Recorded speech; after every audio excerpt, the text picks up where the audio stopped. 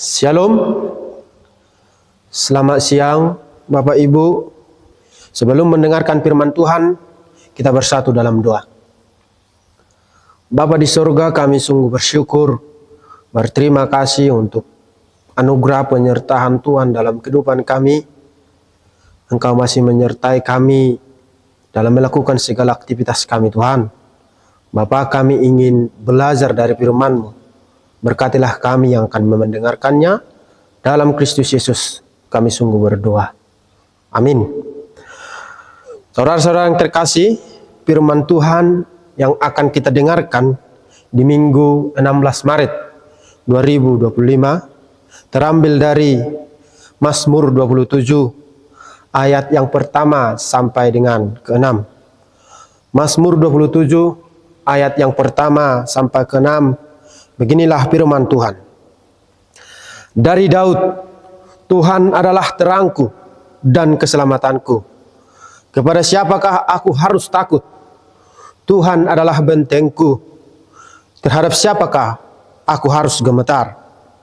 Ketika penjahat-penjahat menyerang aku untuk memakan dagingku, yakni semua lawanku dan musuhku, mereka sendirilah yang tergelincir dan jatuh. Sekalipun tentara berkemah mengepung aku, tidak takut hatiku. Sekalipun timbul peperangan melawan aku, dalam hal itu pun aku tetap percaya. Satu hal telah kuminta kepada Tuhan, itulah yang kuyakini, diam di rumah Tuhan seumur hidupku, menyaksikan kemurahan Tuhan dan menikmati baiknya. Sebab Ia melindungi aku, dan dalam pondoknya pada waktu bahaya Ia menyembunyikan aku. Dalam persembunyian di kemahnya Ia mengangkat aku ke atas gunung batu. Maka sekarang tegaklah kepalaku atas musuhku sekeliling aku. Dalam kemahnya aku mau mempersembahkan korban dengan sorak-sorai. Aku mau bernyanyi dan bermazmur bagi Tuhan. Demikian pembacaan firman Tuhan. Saudara-saudara yang terkasih, yang menjadi topik firman Tuhan untuk kita, yaitu menyaksikan kemurahan Tuhan. Menyaksikan kemurahan Tuhan manang bahasa Batak nama dok, maka tidak kon asini rohani debata. Saudara-saudara yang terkasih, pasti kita pernah mendengar cerita bagaimana Opui Emeritus Nommensen ketika diutus dari Jerman datang ke Sumatera Utara untuk memberitakan Injil. Pada tahun 1862, beliau diutus untuk memberitakan kabar Injil ke Tanah Batak. Sesampai di Tanah Batak, beliau tidak langsung diterima dengan baik, tetapi masih banyak hal-hal yang harus disesuaikan dengan orang-orang Batak. Banyak penolakan, banyak ancaman yang diterima Opui Emeritus Nommensen. Tetapi dalam hal ini, ketika ingin memberitakan firman Tuhan, beliau benar-benar berpegang teguh pada kemurahan Tuhan. Dan dalam perjalanan pemberitaan Injil, pendek ceritanya, beliau bisa memberitakan Injil ke banyak orang Batak dan bisa mendirikan gereja HKBP. Dan sebelum meninggal, beliau meninggalkan Injil di tanah Batak. Dari cerita ini kita melihat bahwa apa? Saudara-saudara yang terkasih, di dalam banyak tantangan memberitakan Injil, kehidupan I.L. Nommensen tetap dalam penggangan tangannya Tuhan. Bapak, Ibu, dan saudara-saudara yang terkasih, di dalam kehidupan ini juga pasti kita memiliki hal-hal seperti itu. Pasti kita mengalami hal-hal, bagaimana hal itu datang dalam kehidupan kita. Mungkin dalam banyak masalah, dalam banyak ketakutan, dalam banyak kekhawatiran. Namun mari kita belajar dari firman Tuhan, dari Mazmur 27 ini, bagaimana kita seharusnya kita ada dalam lindungan Tuhan. Kita akan melihat bahwa di dalam berjalannya pemberitaan Injil, ada kemurahan Tuhan yang ada dalam kehidupan kita. Bapak, Ibu, dan saudara-saudaraku yang terkasih, Mazmur 27 ini termasuk dalam kategori Mazmur kepercayaan dan Mazmur doa. Daud kemungkinan menuliskan saat menghadapi tekanan dari musuh, entah dari orang-orang Filistin pada saat itu, pengkhianatan dalam negerinya, atau mungkin ini adalah pengejaran dari Raja Saul yang ingin membunuh Raja Daud ketika itu. Dalam situasi yang penuh ketidakpastian inilah, Raja Daud menegaskan bahwa Tuhan adalah terang, keselamatan, dan benteng hidupnya. Bapak, Ibu, dan saudara-saudara yang terkasih, dari firman Tuhan ini, dari Mazmur 27 ini, akan kita renungkan dalam 2 poin penting. Yang pertama, kepercayaan penuh kepada Tuhan. Dapat kita lihat di ayat yang pertama sampai dengan ketiga. Kepercayaan penuh kepada Tuhan. Daud mengakui Tuhan sebagai sumber terang dan keselamatan, sehingga ia tidak takut terhadap musuhnya. Ia memiliki keyakinan bahwa ketika musuh mengepungnya, mereka akan gagal karena Tuhan berpihak padanya. Mari kita lihat, Bapak Ibu, ayat yang pertama. Bagaimana Raja Daud mengatakan apa? Tuhan adalah terangku, Tuhan adalah keselamatanku, Tuhan adalah benteng hidupku. Mengapa Raja Daud mengatakan Tuhan adalah terangku? Apa yang terjadi pada saat itu? Kalau kita lihat, yang terjadi pada saat itu adalah Raja Daud sedang mengalami permasalahan yang cukup besar. Raja Daud sedang mengalami problem dari lingkungannya dan banyak juga dari bangsa-bangsa yang lain. Tetapi Raja Daud mengatakan apa? Tuhan adalah terang. Bapak Ibu, kata terang ini adalah melambangkan kehadiran Tuhan yang menyingkirkan kegelapan dan memberikan arah hidup yang jelas. Bukan hanya Tuhan itu adalah terang, tetapi Tuhan itu juga dikatakan Raja Daud apa? Tuhan adalah keselamatanku. Artinya di lain Tuhan, selain Tuhan tidak ada keselamatan dalam hidupnya. Tuhan adalah terang. Dan yang kedua, Tuhan adalah keselamatanku. Berarti ini ingin mengatakan apa? Tuhan adalah sumber pertolongan dalam setiap masalah dan bahaya yang dihadapi oleh Raja Daud. Makanya kalau kita baca kisah bagaimana Raja Daud menyelesaikan permasalahan ini, menyelesaikan peperangan ini, itu semua adalah berkat daripada Tuhan. Makanya tidak heran kita kalau Raja Daud mengatakan Tuhan adalah keselamatanku. Tetapi bukan cukup hanya di situ. Raja Daud juga mengatakan apa? Yang ketiga dalam ayat ini, Tuhan adalah benteng hidupku. Ini menunjukkan perlindungan yang kokoh dari Tuhan, yang membuat Daud tidak gentar menghadapi musuh-musuhnya, sekalipun musuhnya itu lebih banyak daripada pasukan dari Raja Daud. Tetapi kalau kita melihat kisahnya, bagaimana Raja Daud dan pasukannya mengalahkan semua musuh-musuhnya, itu semua bukan karena kuat, bukan karena pasukan yang ada, tetapi karena Tuhan adalah benteng hidup dari Raja Daud. Bapak, Ibu, dan saudara-saudara yang terkasih, di dalam ayat pertama ini sangat jelas bagaimana kepercayaan kita sepenuhnya harus berfokus kepada Tuhan. Dan dalam kepercayaan itulah kita harus menyaksikan, mengatakan Tuhan adalah terangku, Tuhan adalah keselamatanku, dan Tuhan adalah benteng hidupku. Dalam ayat 2 dan ayat 3 juga bagaimana Raja Daud mengatakan apa? Kepercayaannya kepada Tuhan akan mampu mengalahkan segala rasa takut yang dihadapinya. Daud menghadapi banyak ancaman nyata dari musuh-musuhnya, tetapi ia yakin bahwa Tuhan akan membuat mereka semua jatuh. Kepercayaan kepada Tuhan mengatasi ketakutan, karena Tuhan adalah pembela umatnya. Daud mengajarkan bahwa keberanian sejati bukan berasal dari kekuatan manusia, tetapi juga berasal daripada Tuhan.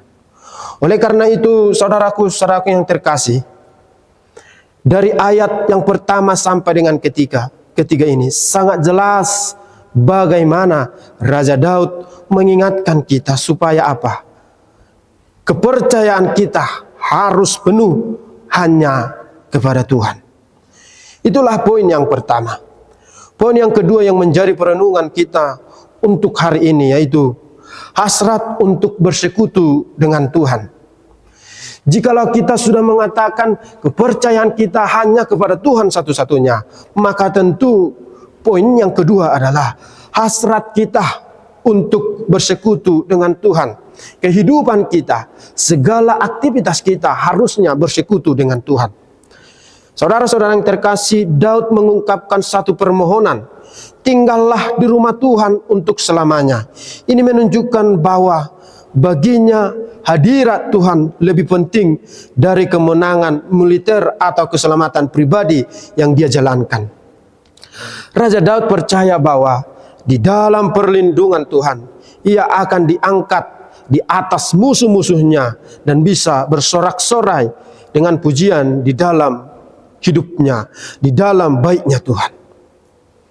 Oleh karena itu, di dalam ayat 4 sampai ayat 6 ini sangat jelas bagaimana Raja Daud mengatakan apa? Kehidupannya, hasratnya hanya ingin bersekutu dengan Tuhan.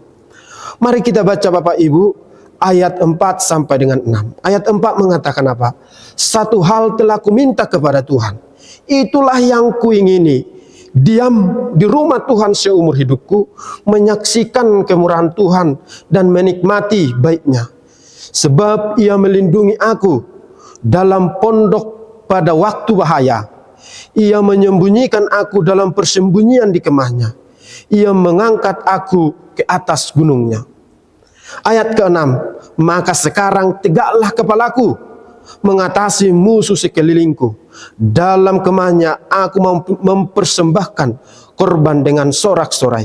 Aku mau bernyanyi dan bermazmur bagi Tuhan. Bapak, Ibu, dan saudara-saudara yang terkasih, dalam firman Tuhan ini sangat jelas bagaimana keinginan Daud, hasratnya, kehidupannya ingin hanya bersekutu kepada Tuhan. Karena apa?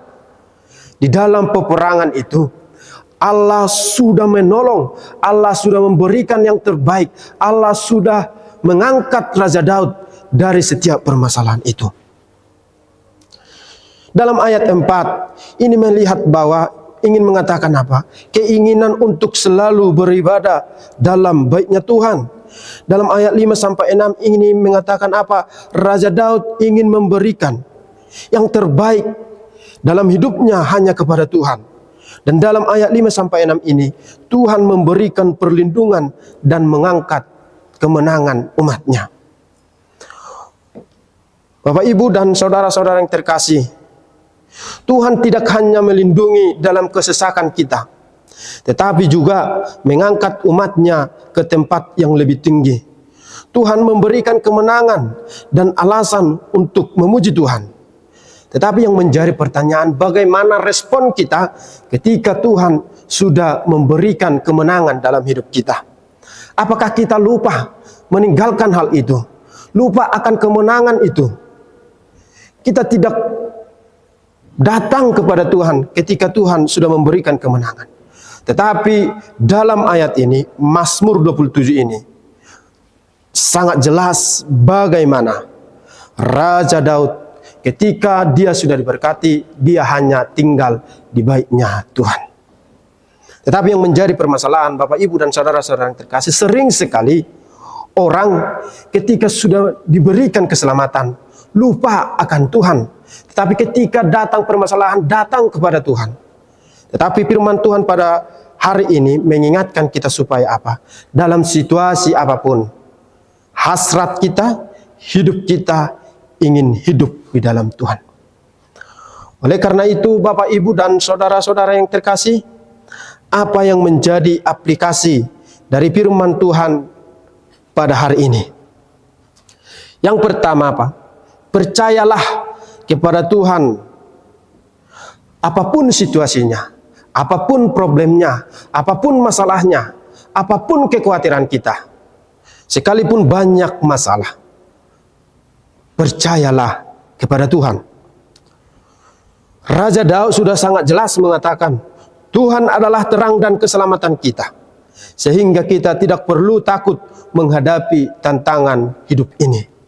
Poin yang kedua yang menjadi aplikasi firman Tuhan untuk kita hari ini yaitu iman membuat kita tetap teguh di tengah masalah.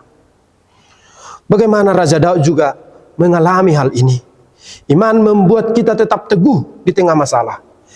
Iman haporsyani Raja David ditiki di tengah banyak situasi yang tidak dia sukai.